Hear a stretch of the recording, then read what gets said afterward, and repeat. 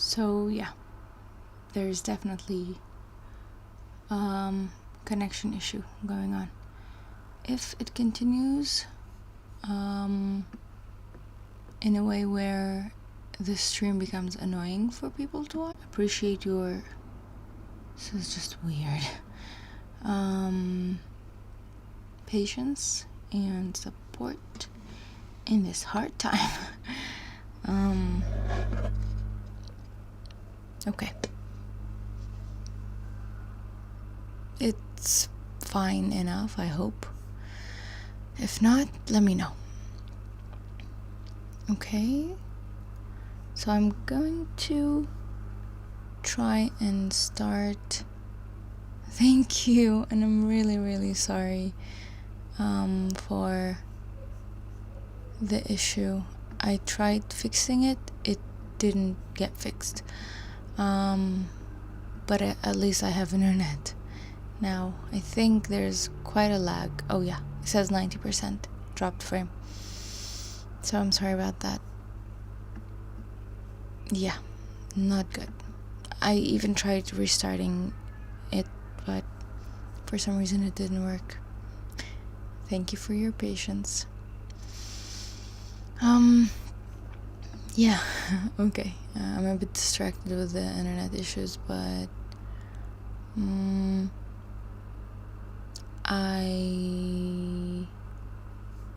yesterday I didn't run the final thing, I think. Yeah, I didn't run the random forest for some reason, but everything else seemed fine.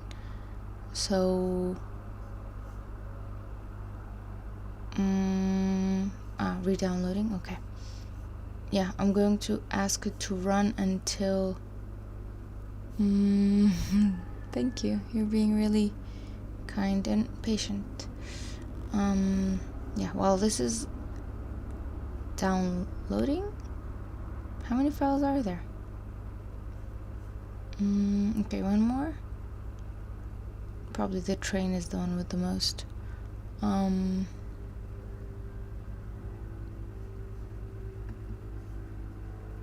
Okay, a few more minutes, maybe. Yeah, so I'm not going to start the second lesson yet. I want to run this and then I'll start the second lesson. Okay, let's say run before, and that might take a minute. If we go to this thing, oh sorry, opening a new tab. If we go here, it's a data set, but where's the competition part? Collaborators, authors, dataset stats.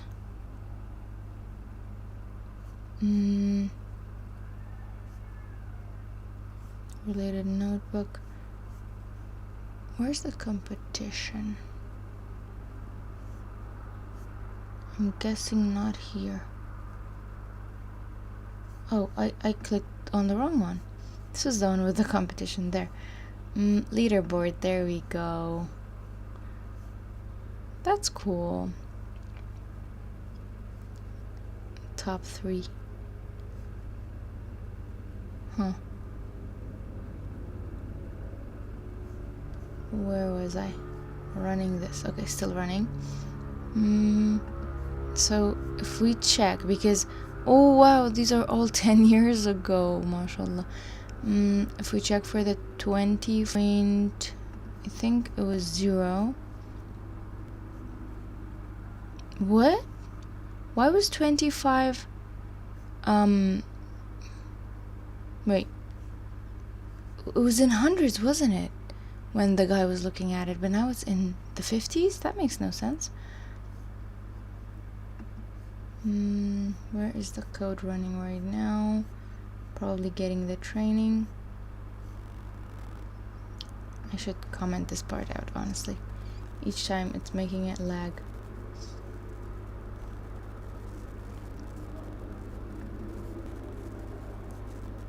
this happened.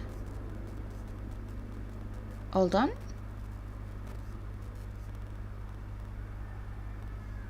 So if I run this, what happens? You have to save the output of the model applied on the test data in the expected format, and then submit your model's answers to be added to the leaderboard. We could do that. That would be really cool.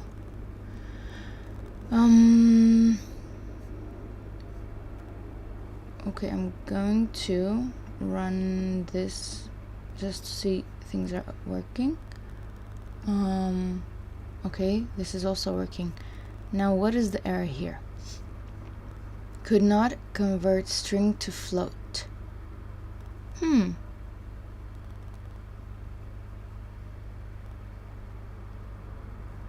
Do we have a thing called but didn't we fix all of that? Didn't he fix all of that? Oh, we didn't? I guess he didn't. So we're going through the error that he went through, and we are getting categories. I thought, and then we're looking at the categories, high, low, medium, and then we're ordering them. I remember all of these from yesterday. It happened? Okay. Looking at the order. Come on. Whoa, what was that? Did I not run this? Oh, come on. What's this?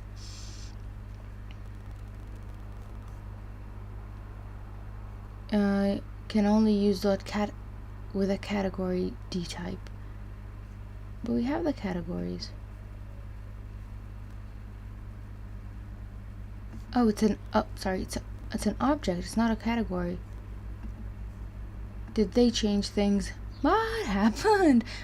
I guess my cat were not trained well. See, I'm running it. Fine. Checking this. One more time.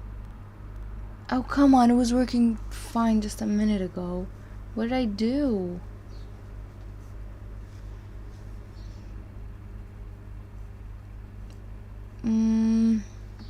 Can I look at trained cats? I have it, right? Maybe. No, I should have it. Yeah. Oh, shoot. Is there something with the face tracking? Sorry, I'm like way too... Face tracking. Let's fix you.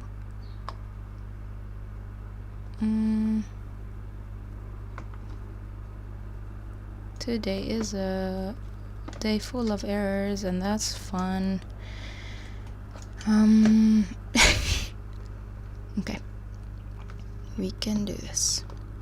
There. Okay.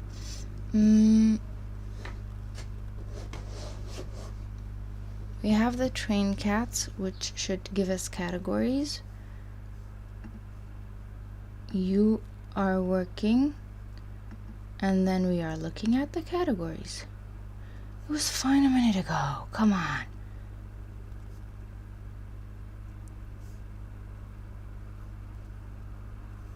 I don't get it. I mean, if that's the case, then my categories didn't happen. How do I know? Where's the part? Yeah, looking at everything, right?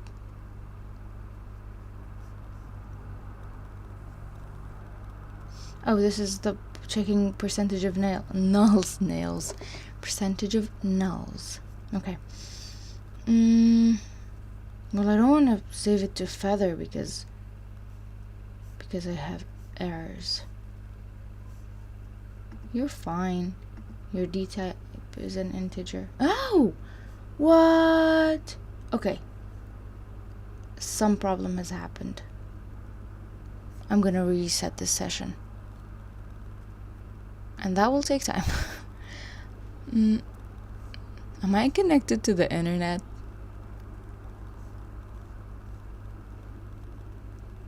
Huh. I feel like I should go back to lesson 1 and just check what he was doing. Somewhere around here. This is a joke, right? How are we going to do that? Okay. So you'll see here we've got a function called procdf. What is that? Procdf.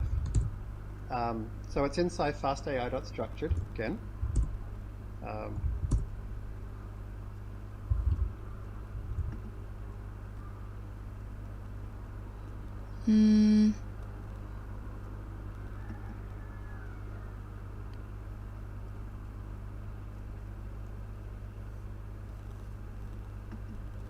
What do you mean? Upload the data frame. Do you mean the feather thing, or are we talking about okay, session restarted, run up to this point.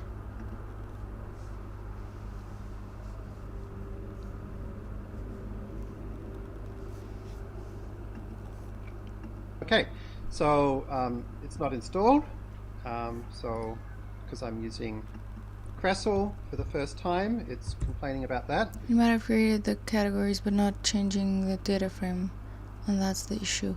It won't be considered until the data frame is updated. I was thinking that, I mean, I guess, you're saying the data frame isn't updated, right? The categories are there but not added to the data frame. I get your point. That's a good point. Let's check that after it runs. Yeah.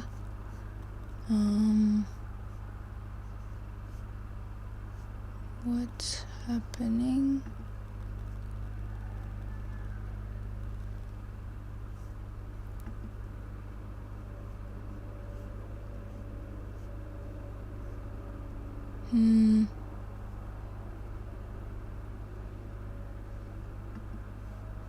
Drop rate is 70%, which is not good. Okay.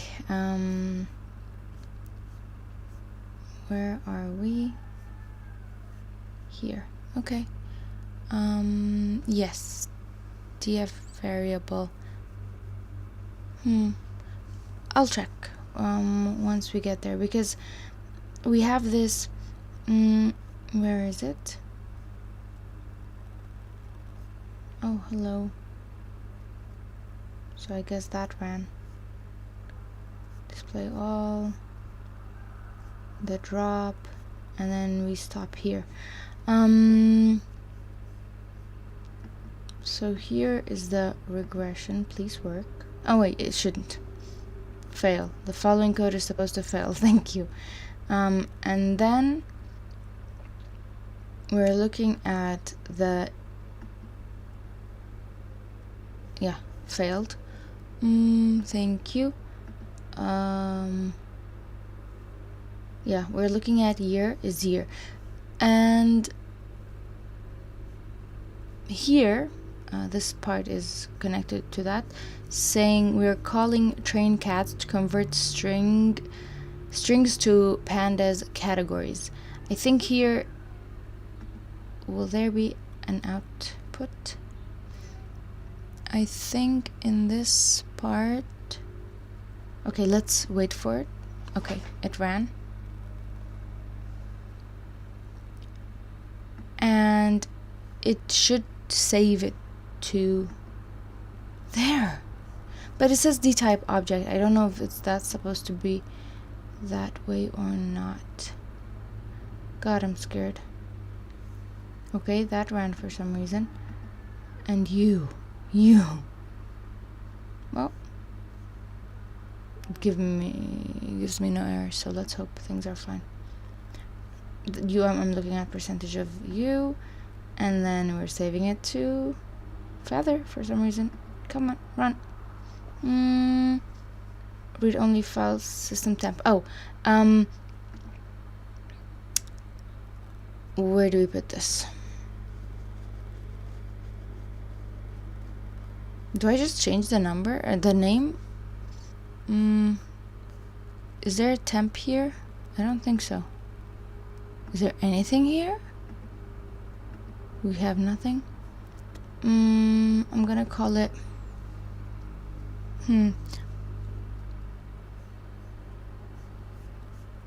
Where's the structure?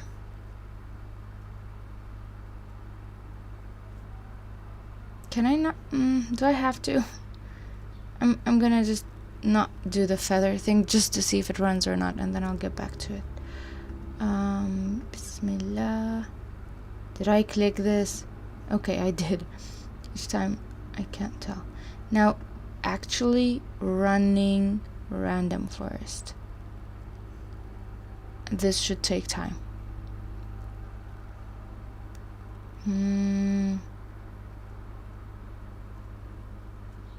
Okay, while that's happening,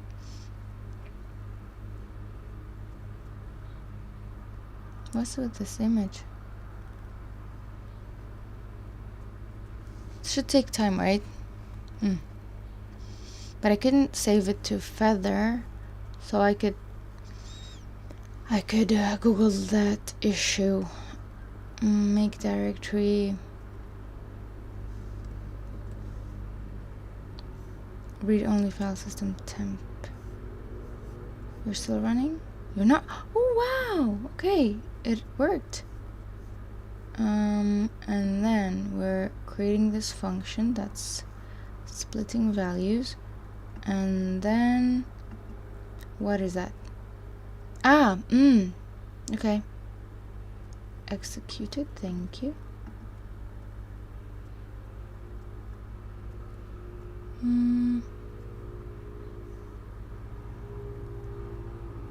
And now we're doing the training versus validation, right? And then do we get, is it r squared? Let's see.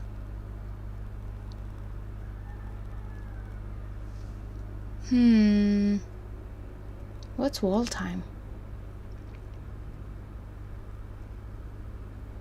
24? Is this r squared?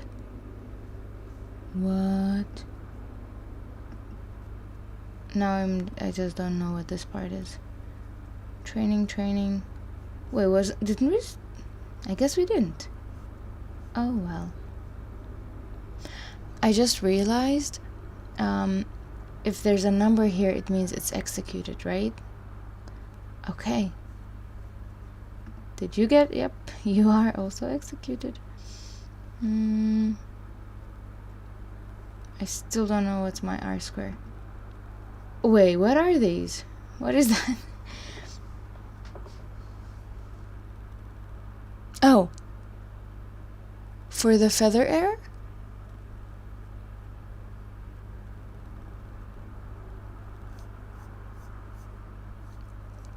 Oh, wall time.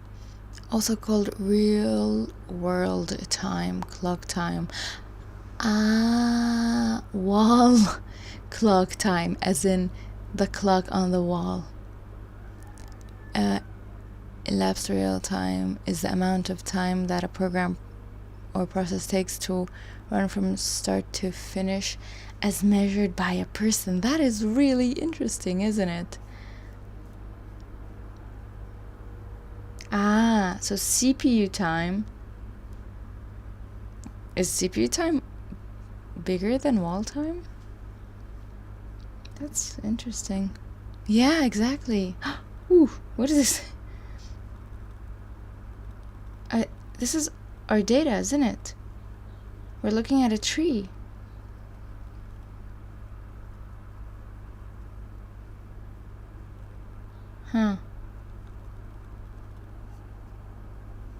Okay, let's go for a bigger tree. So where did we tell it how big the tree should be? Here, max depth 3.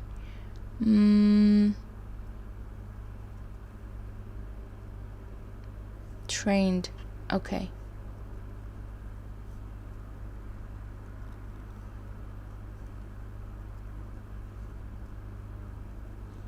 I should really read these because I think to learn bagging, let's start with our basic model again. Okay, we'll grab the prediction for each individual tree, and look at one example. Yeah, it's a decision tree. Okay. We're looking at the shape of the tree. How big is it? Oh. That's cool. Doesn't mean I understand it, but it's cool. So just adding more trees isn't going to help. Aha. Okay. So it stops getting better at a point, doesn't it? 20. This one's 20. This one's 40. This one's 80. What are we doing? Are we just looking at the scores? I don't even know which part of the score I'm supposed to be looking at. Is it the 97? Is it the 30? Okay, we see some changes. Could be improvement or not. Let's see. Are you? Nope, you're not running.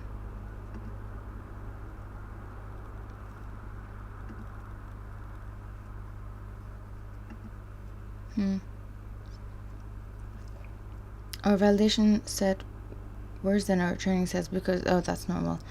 We're overfitting. Or because the validation set for a different time period, or a bit of both. Interesting question. The random for is nothing but a bunch of decision trees. Yes! The idea of the... there's another word for it. I forgot. But running a lot of different models and then like picking the best. I think that should be something like that. Ensemble. That's the word. Okay. With the existing information we've shown, we can't tell. However, random forests have a very clear trick called out of bag error, which can handle this and more. The idea is to calculate error on the training set, but only include the tree. Hold up, are we doing something that's in lesson 2? No, right? We're looking at lesson 1 still. I feel like the guy didn't talk about these. Yeah, ensemble learning, exactly. Calculate, but only include trees in the calculation of a row's error where that row is not included in the training tree. Okay, yeah. This allows us to see whether this model is overfitting without needing to I'm gonna read that again. Calculate error on the training set, but only include the trees in the calculation of a row's error where the row is not included in the training set. That's called a validation set. Okay, I don't get it. This also has the benefit of allowing us to see whether a model generalizes if we only have a small amount of data, so we want to avoid separating some out to create a validation set. This is as simple as adding one more parameter to our model constructor. We print out of bag error last. So this 70 something. This shows our validation set time differences making an impact. As the model is overfitting. Okay. These numbers 94, 97, 35, 97, 98. Okay. So we're not looking at a time series exactly, but there was a difference. So the validation set and the training set were not separated by like randomly. I guess it was like take the first this, take the first, the last that, which makes it not be correct. This is the issue of tree-based models. They're perfectly explainable, which is great, honestly. Their decision can be explained. See the tree shown earlier. Yeah, but they're very sensitive to outliers and tend to overfit if not used properly. Good point. I still don't understand these numbers, by the way. I don't know. Since each additional tree allows the model to see more data, this approach can make additional trees more useful. Okay, let's run you. We are saying out of bag score true, so we are adding that at the end. The older one didn't. Oh, they do. They have it. But I guess this one didn't have it. Yes, these didn't have it.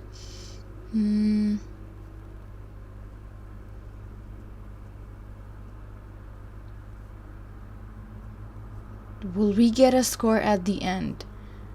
Please.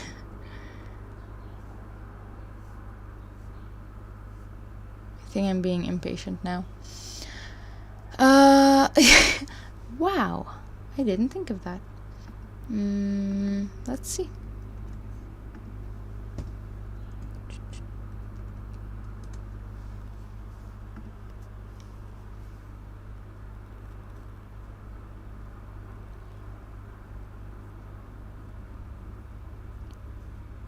Result.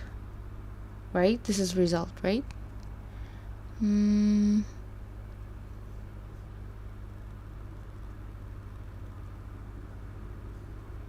So, okay, so mean squared error for the training, for the validation. 22, 26. Those two make sense, but they do, right? Yes. The lower the better, wasn't it? Yes, okay. So our current score is 26. And then M score. I'm not sure what M score is, but these are those two, training, validation. And then finally we have the out of bag score. Cool. Thanks.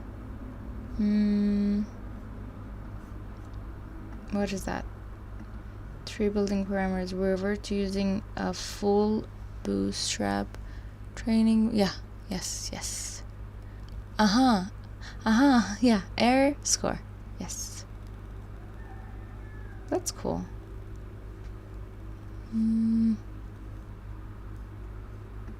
So it's not fun. It's more fun when you don't know what you're doing. Now that I know what I'm doing, I'm like, I can understand things. That's good. We revert to using a full bootstrap sample in order to show the impact of overfitting. This is just teaching me things. I'm here to get a score, not to learn. Why is it called X train and Y train? Why isn't it called training and validation? I guess Y means result, so fine.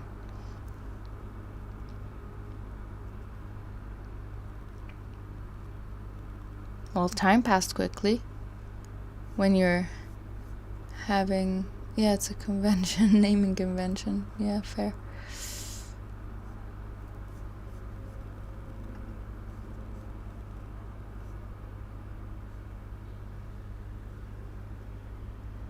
Okay.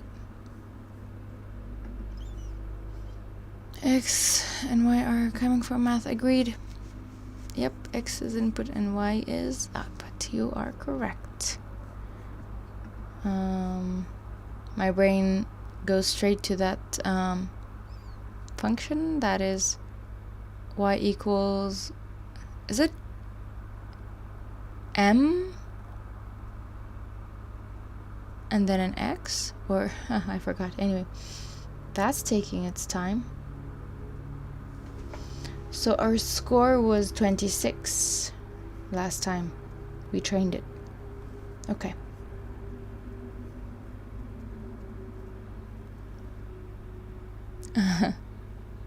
I don't know. Maybe here M is model. You're right. Yeah. Fair point. No, I'm thinking about like high school math.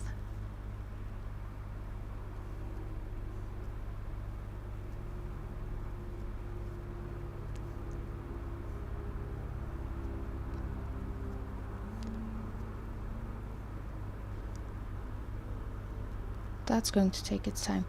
Oh, hi, hello, whoa. Hold up. So this is 23 our mean score error? Because that's really low and good. Maybe that's... Hold up. Why is this 0.7? Wow, this is training, this is testing?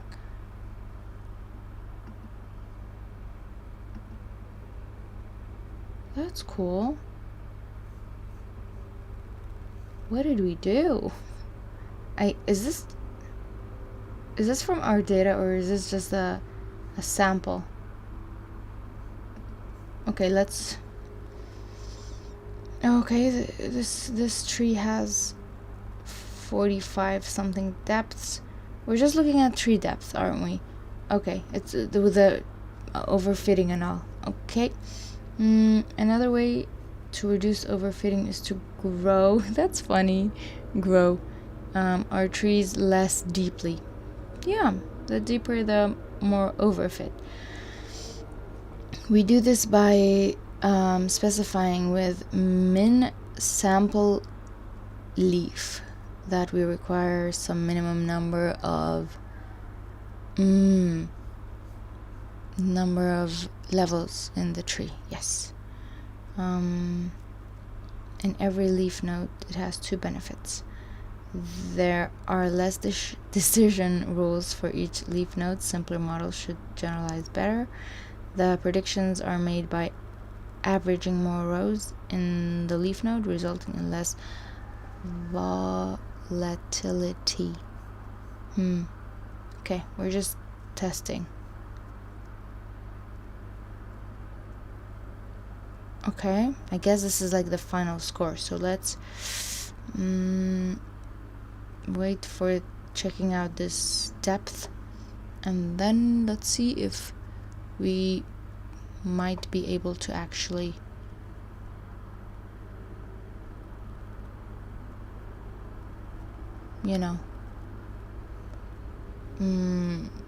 like go for the competition. I don't know, because like it's too early. Is this overfitting again?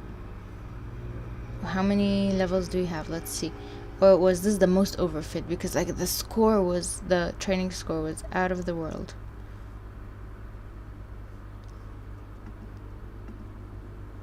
Okay, this is less. So the score seems better, but honestly, like, the evaluation score is pretty good. Doing one more round of training. We can also increase the amount of variation amongst the tree by not only using a sample of rows for each tree, but also using a sample of columns for each split. Really? We can do this by specifying max features, which is the proportion of features to randomly select from. But is that a good idea? Randomly select columns for each split? And we're even using that. So we're minimizing the number of leaves to 3, while here it was 5. And then we are saying max features. Overfitting is when the training error is low but the validation error is quite high. So the model is learned by heart the training data without generalizing to learn the distribution. Thank you for that. That is quite useful. I thought it would just... I guess it's the same point where it makes errors for real world data, but not its own data. Yeah. I guess I just never had it or checked the definition in that way, but yeah, good point. Well, that's going to take its time.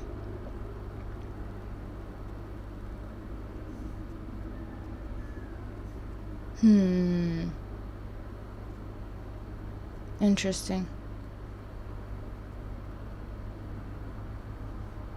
And then we're going to do the max feature, which is quite odd.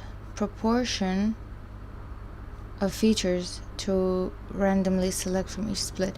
How can it be 0.5? Let's read. Okay, so I guess this is almost finished actually. We can't compare our results directly with the Kaggle competition since it's different validation set. But we could still try. Wouldn't we get their validation test thing? It's closed. You can no longer submit to this competition. Okay, fair point. But we can at least see that we're getting similar results to the winners based on the data set we have. This sklearn doc show example of different max feature methods with increasing number of trees, as you see, using a subset of features on each split. None, log 2 or square. Hello. Ooh, wow, that's pretty good. 90%. You need the same test data so that they can it's just our own test data. So square root is pretty. Is this alright? Okay, so low is good.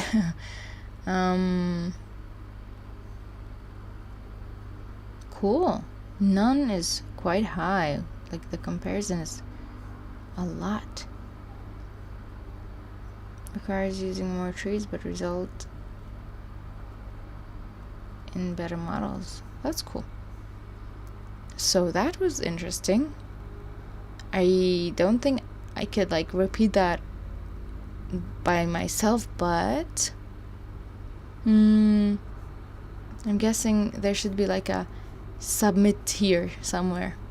Ooh, even prize money. That I didn't think of.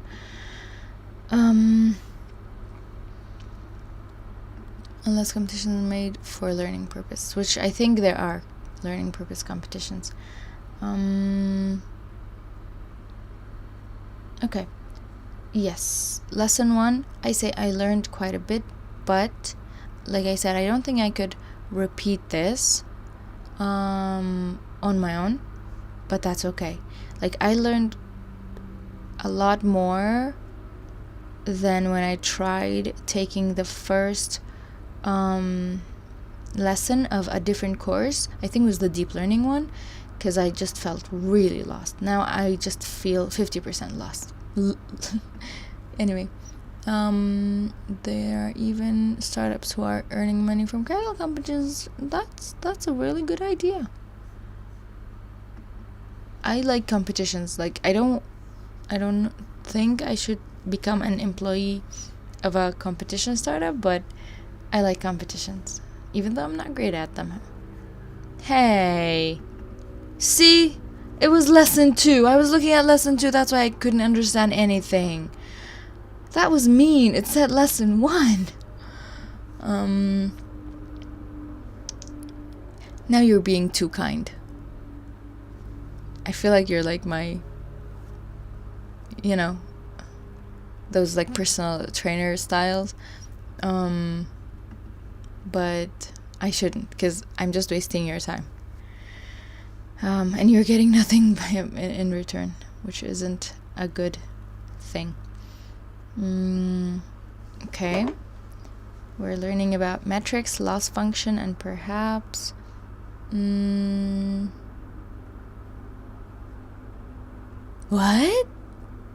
what is the real lesson 1? Overfitting. We discussed this using validation and test set to help us measure overfitting. This was still part of lesson 1, isn't it? That's just, I'm not happy about this. Then we'll learn how random forest work, first by looking at it. See, I literally thought, I was like, okay, I understand things, but so apparently I was supposed to stop here. Wow, this is not a good score compared to the one we got later down the line. This, I think they Lesson 1 with 1 in the title. I don't really plan on going back to that video. I think the first video stops here, and all of the things below that I just went through is lesson 2. So technically I'm still going to lesson 1. And this is actually lesson 1, the video. Oh, really? So you were actually planning on taking fast.ai?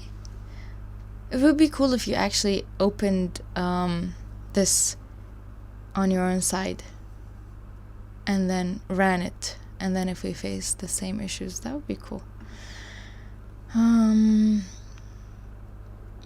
Okay, but do you really think we should go back to lesson 1? Because I think like I got the general idea, and that's learning for me. You're trying to make this serious. I'm not that serious.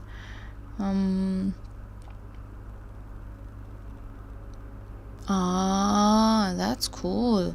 You used it in an internship. Yeah, that's cool. I also have been meaning to take this course for like the longest time, but I never gave it the time. But like doing it while streaming. Why it's called lesson 1 and 2 and lesson 2 on the website? No, it's not. So here's the thing. It's still lesson 1, but lesson 2 starts with the continuation of the lesson 1 notebook. That part is annoying me. Like it's, if you look at this scroll thingy here, it's, I'd say 70% 30%, or let's say 75 to 30, like 25, I don't know. But yeah, like I'm just going to, like, this is lesson 1, this here is lesson 2, and if I play it, let's see where they start in the notebook. So yeah, the notebook is the source of the confusion. From here, the next 2 or 3 lessons, we're going to be really diving deep into random forests. So, so far, all we've learned is there's a thing called random forests. For some particular data sets, they seem to work really, really well without too much trouble. Sorry, I will go back. I just want to see where he starts. Where possible. Place. Still same place. Evaluation metrics. I want to see where he starts.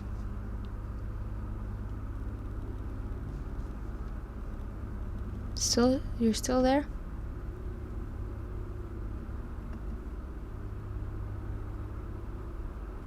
Yeah, he's just going through the file again. So that's good for you, because he's going through the file again. Okay. So from here, the next 2 or 3 lessons, we're going to... Is this pretty loud? I don't know if it's loud on your side. To be really diving deep into random forests. So far, all we've learned is there's a thing called random forests. For some particular data sets, they seem to work really, really well without too much trouble. But we don't really know yet, like, well, how do they actually work? What do we do if they don't work properly? What are their pros and cons? What can we tune, and so forth? So we're going to look at all that. And then after that, we're going to look at how do we interpret the results of random forests to get not just predictions, but to actually deeply understand our data in a model-driven way. So that's where we're going to go. Yes, fairly loud. Yeah. I was checking the stream after it was done yesterday, and I was like, I think me talking over the guy is not a good idea, so I will not do that. From here. So let's just review where we're up to. Nice! He's reviewing it. That's really nice. That's some good teaching. So we learned that there's this library called... And he expects to have lazy students like me. Called fast.ai, and the fast.ai library is basically, it's a highly opinionated library, which is to say, we've spent a lot of time researching what are the best techniques to get like state-of-the-art results, and then we take those techniques and package them into pieces of code so that you can use the state-of-the-art results yourself. And so where possible, we wrap or provide things on top of existing code. And so in particular, for the kind of structured data analysis we're doing, scikit-learn has a lot of really great code. So most of the stuff that we're showing you from fast.ai is stuff to help us get stuff into scikit-learn. Yes, we are currently listening to this. Oh, no, we're watching, we're not listening. Watching this video. Radio people talk like this, I think. I've watched, I've listened to too many podcasts in my day. Even now, I listen to too many podcasts. Yeah, people have like... Now, radio is like old people stuff. This is new people podcasts. Like people actually listen to lectures as podcasts, which is pretty cool. And then interpret stuff out from scikit-learn. The fast.ai library, the way it works in our environment here is that we've got our notebooks are inside fast.ai repo /courses and then /ml1 and dl1. Mm-hmm. And then inside there's a symlink to the parent of the parent fast.ai. So this is a symlink to... What's a symlink? A directory containing a bunch of modules. So if you want to use the fast.ai library in your own code, there's a number of things you can do. One is to put your notebooks or scripts in the same directory as ML1 or DL1, where there's already this symlink, and just import it just like I do. Mm-hmm. You could copy this directory, /fast.ai, into somewhere else and use it, or you could symlink it, just like I have, from here to wherever you want to use it, right? At the end of all times, radio, fat TVs. Yeah, and here to attend the technology evolution, PC and smartphone. Yeah, it's a fun transitional era of knowing old technology and being there for the birth of new technology, and actually like being like what's the word, people who are good at the new technology. A symlink is a in Unix-based systems are softlinks, the equivalent of shortcuts in Windows. Oh, didn't know that. Cool. Okay. So notice it's mildly confusing. There's a GitHub repo called fast.ai, and inside the GitHub repo called fast.ai, which looks like this, there is a folder called fast.ai. Okay, and so the fast.ai folder in the fast.ai repo contains the fast.ai library. And it's that library, when we go from fast.ai.imports, import star, then that's looking inside the fast.ai folder for a file called imports.py. And Yeah. Wait, it's called Golden Generation. I don't think it's called Golden Generation in English, is it? Because we say it in my language. Maybe we say it in Arabic, don't we? Do we? I don't know for English, though. Yeah, we do say a golden generation in my language. But I didn't know that was the case for you as well, which is pretty interesting. Importing everything from that. Okay? See? جيل ذهبي. الجيل الذهبي. Yeah, see? That's why I was like, I don't think it's in English, but yes for Arabic and yes for my language. But it's true.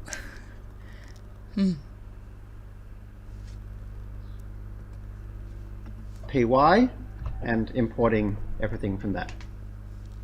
Okay? Yes, Danielle. Nice catch. And just like as a clarifying question for the symlink, it's just the ln thing you talked about last class. That's just the ln thing that you talked about last class. Yeah, so a ln? symlink is something you can create by typing ln minus s, and then the path to the source, which in this case would be ..fast.ai. It could be relative or it could be absolute, and then the name of the destination. If you just put the current directory as the destination, it'll use the same name as it comes from. Like a alias on the Mac or a shortcut on Windows. He said the same thing you did.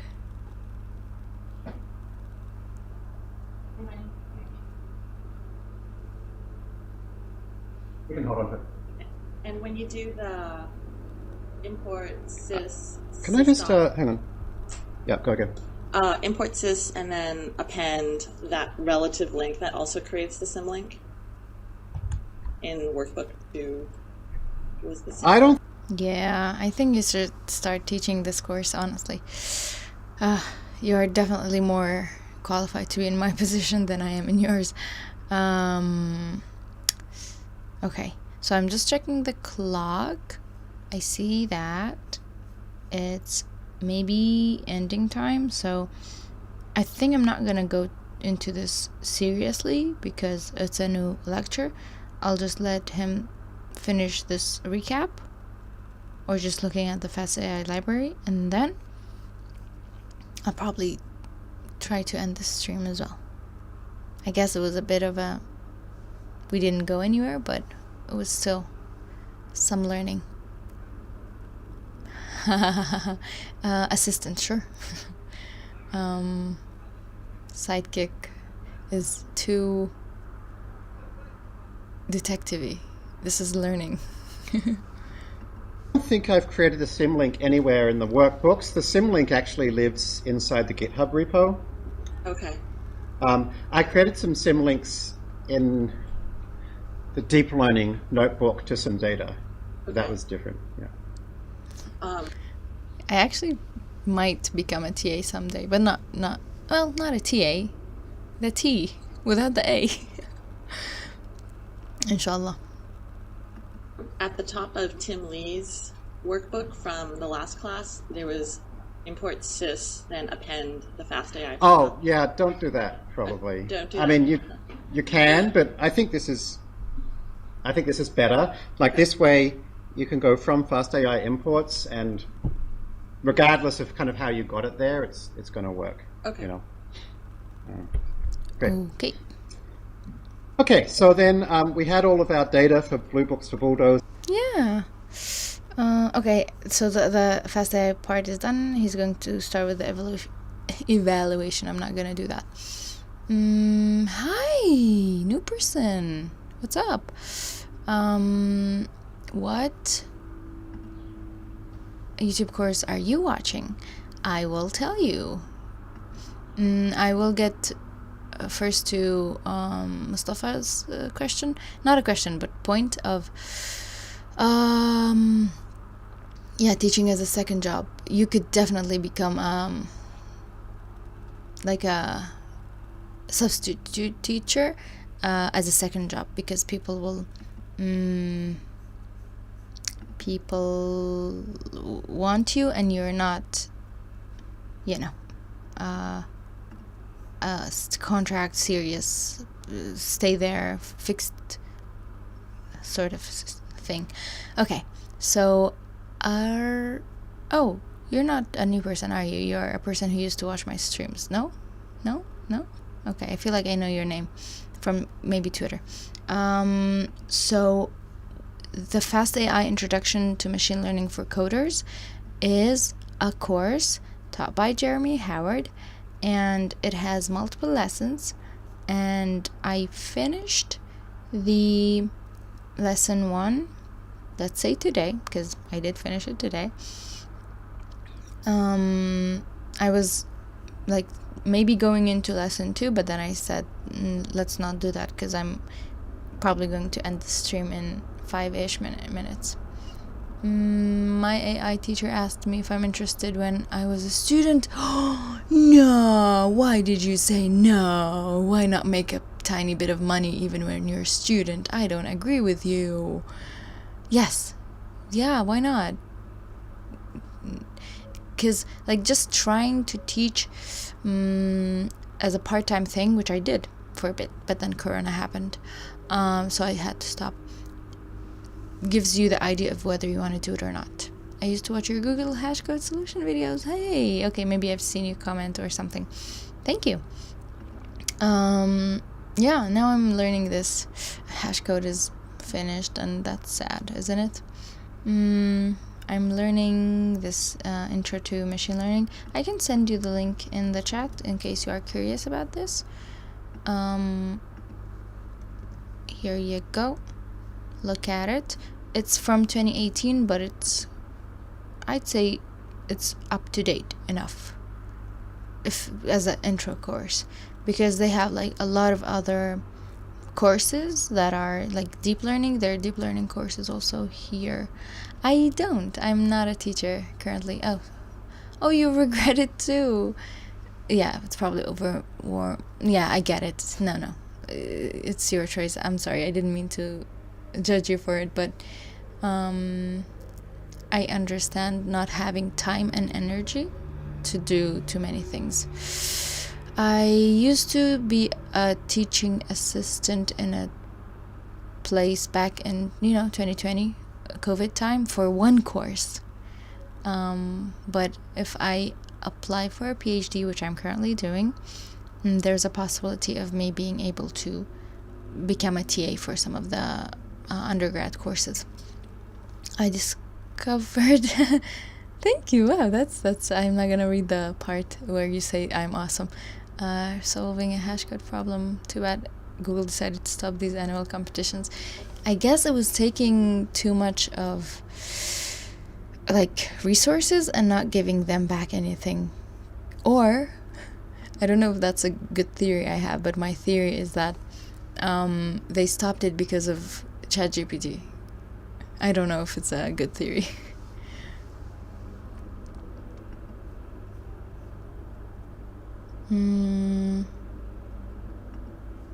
Fun fact, you're also thinking about pursuing a PhD. I got my master's 5 years ago, so like I've been thinking about pursuing a PhD for a while. So I always also thought it would, like, I'm not ready, and right now I'm not ready, but I've applied. Okay, I don't see any more messages from Mustafa about me being awesome, so I'm gonna go to the next one. Same here, really? You're applying for a PhD? Whoa, United States. If all goes well, we'll be TA sooner than later. That would be really cool. You're a student. You're a baby. Okay, that's amazing. I know that India has like really great universities, so like I got my master's at a very normal mid university, but yeah, it was fine. My master's was in a bit of a better university, but everything local, nothing outside of the country.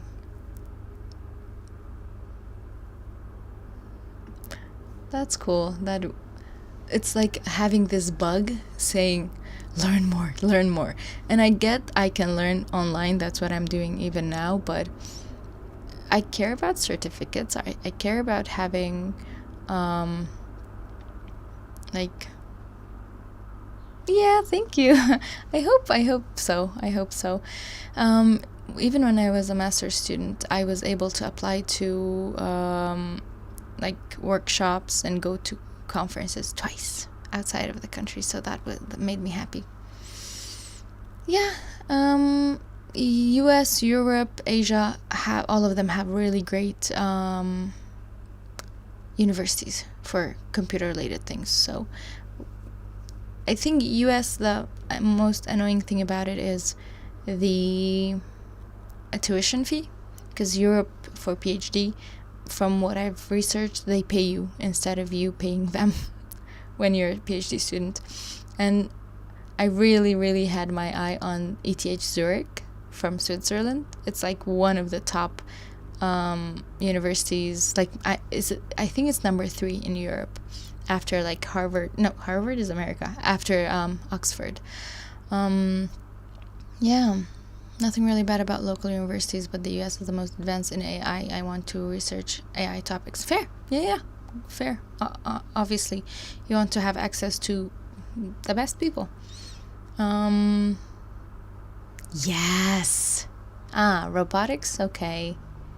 Yeah. Yeah, no, there are really great places. Even there's a university in South Korea called KAIST.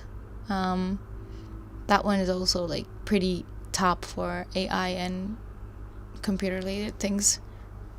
I'm guessing in Asia. Oh, you know about ETH Zurich as well? GDSC. Don't know what that is. Let me Google it. GDSC.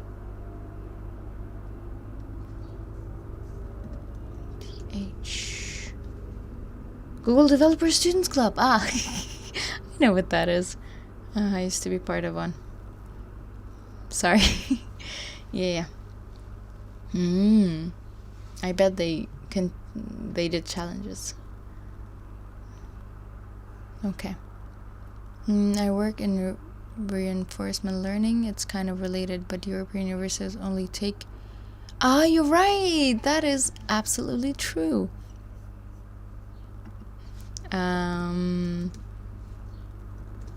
The having a master's is a requirement for Europe. I think also like most places in Asia, but reinforcement learning, really, you guys should be friends, honestly.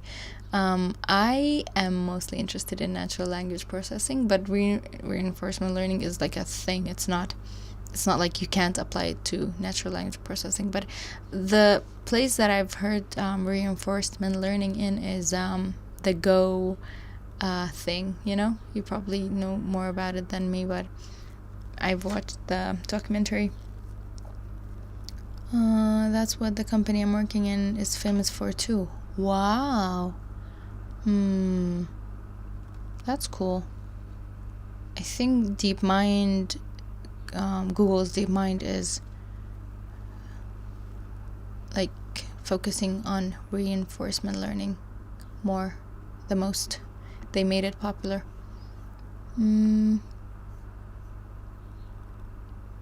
This is cool. Alright, so I don't know how it goes, but if I do get accepted as a PhD student, inshallah, hopefully, I will try to share the journey as well, like, because I'm scared, very scared.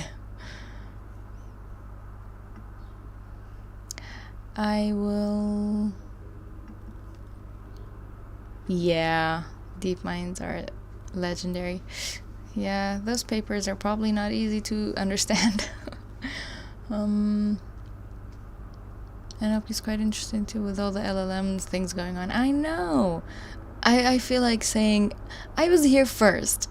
Like my master's had to do with NLP, but thank you. But now it's like too famous, and that's boring. Now I can't catch up with all of the research and everything going on, but still, it's fun. Catching up with AI research is a chore, and honestly, like, it's interesting, but it's boring at the same time. I think it's my fault. I have problems with focusing. Implementing one of the papers for my summer internship, and it was so difficult. Yeah, couldn't agree with you more. Like, I couldn't agree with you more. It's not easy. That's very interesting. Oh, you tried DeepMind. Wow. I am like wowed by the fact that you would try doing like an AI paper as a summer internship. That's amazing. And also, like, I feel like you guys are learning better things than what I used to learn back in my day. Yeah, I did take an AI course, a mandatory AI course back in my bachelor's, but it was way too beginnery. But it was pretty okay. Yeah, I should definitely. Is there a clapping emoji on my side? Good job. Okay, I have a thumbs up one. This is a thumbs up.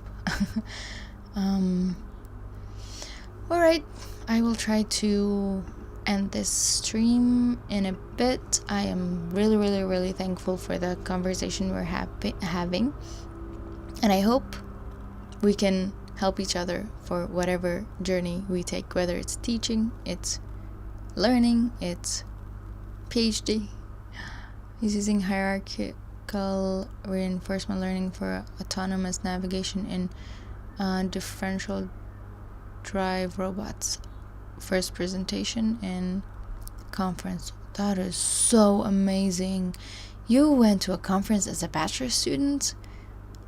Honestly, respect to the university for encouraging you, or maybe not university, maybe your supervisor, or your own like your own efforts, probably, because sometimes when the university or the teachers don't support you, you just have to claw your way into these places where you can see people working in the field.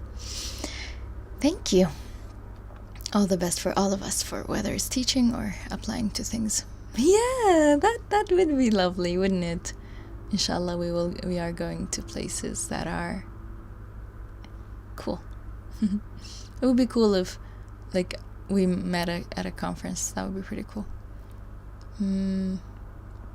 Maybe not this year, because I'm not a student yet, but in the future, inshallah. I hope so. Okay. I probably have both of you on Twitter, so if you need anything from me, let me know. I am old, but I might be useful sometime. Thank you for your time. Thank you for talking to me. Thank you for helping me with this, with all of my errors and my technical issues. Today was quite fun. Started out a bit hard, but had a normal middle, and the ending with this conversation, I'm having fun. But I really need to go. So let's see. I will schedule a stream for tomorrow. But I also need to take a day off, so oh, really? Huh. I have my DMs open though. I mean, I can DM you. I know you've followed me recently. I can recognize your if I may, you have a very soothing voice. Thank you. The avatar is not thanks to me. It's thanks to actually a program that anyone can use, a free program. It's called I don't know if I can say it, but Zepeto. You can Google it if you like. It's just an Android program, and like I'm connected with my phone to track my face. That's it. Okay, got it. I can message you later. All right. I have 2 more minutes and then I gotta run, so I'm just gonna try to end the stream, because otherwise I was actually thinking of making a video of how to have your own avatar for free. So I should definitely make that video, because it has male and female avatars, and the fact that it has a hijabi version, like I can change my hijab even, that made me so happy.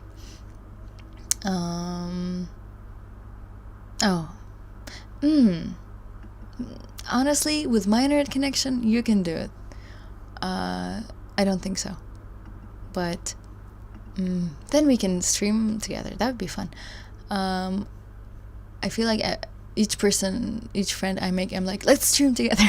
Because I also have a friend who we're planning on streaming together maybe in October, so we'll see how that goes. I am waiting on that one as well, so that would be fun. Okay, I will set the schedule for tomorrow, and then I will think about taking a day off, maybe Thursday. I don't know, we'll see. Because I can stream on the weekends, and I will do that weekend being Thursday and Friday. No, Friday and Saturday. But I was planning on like maybe taking out some pieces of the stream to create shorts, because I think there are some cool conversations that I'm having that are useful, and people wouldn't watch a 2-hour stream for it, so I need to go. Okay, thanks again. I appreciate your time, your energy, the conversation, and the things that I'm learning from you guys, so thank you. And I will be off. I'm gonna start counting from 10 because I think I have a bad connection, not from 5 this time. So we're ending the stream in 10, 9, nothing's going to explode, don't worry. 8, 7, thank you. 6, 5, 4, 3, 2, 1. Goodbye. Thanks again.